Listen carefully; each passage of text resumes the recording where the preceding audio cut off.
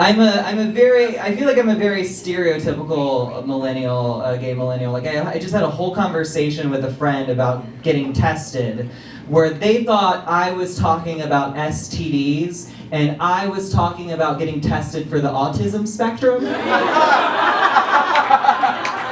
It's like, did we have this misunderstanding because I don't understand basic social cues, or because I'm an enormous whore? It's both.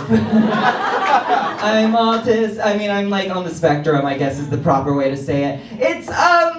It's interesting. I knew for a while I was on the autism spectrum. Like I knew for a while the top signs of someone that is on the autism spectrum is they have a difficult time making eye contact, and they become fixated on obsessions. So I realized that I probably have this because I own almost 300 Sailor Moon dolls. Yes!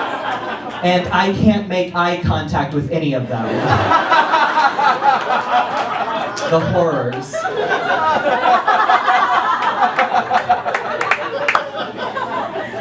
Being on the spectrum, it hit out on me for the longest time. I would say brutally honest things at the wrong time in the wrong moment, and people would just be like, oh, he's just gay. Like, there's a very thin line between, like, is he on the autism spectrum or is he just like a bitchy queen, you know? Very thin line. Like, I would go to parties and be like, your shoes are dirty. Did you grow up poor as a child?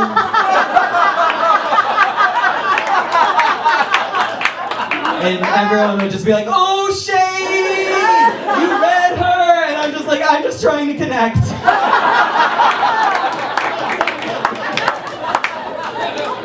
My friend tried to help me out. They said that there's actually a company that only hires people on the spectrum. It's like a whole corporate culture based off the autism spectrum. Looked it out, turns out it is called Google.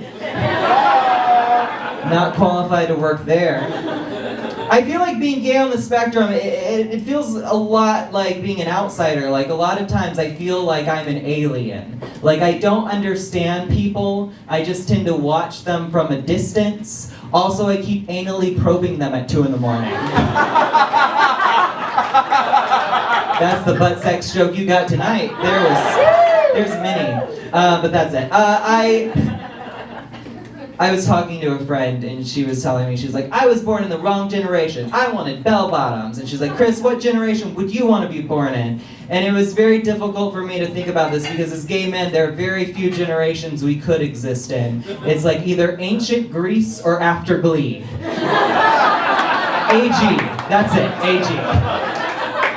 Like, if I was born in any generation, it would be 70 years from now when all of the classmates who bullied me are dead. Too dark, oh, you didn't go through it. You did it, okay. Hey, here's the thing, I'm very happy for the generation that exists now, but I'm a little jealous because I see them with their iPads and their nut allergies and like gay couples becoming prom king and queen, and like I'm happy for them, but also jealous because I know that I missed the window of happiness by this much. Like if I grew up in 2019, I'd be like, I'm gay on the spectrum, I own this school. Like it'd be like me, my best friend would be in a wheelchair. I'd be like, Ludwig EpiPen. These light-up shoes aren't gonna walk themselves. And we would be the bullies. We would run shit. I'd be like, hey, give me your lunch. Tell your mom to pack it gluten-free next time. I've got IBS. I take no BS. Ludwig, let's roll.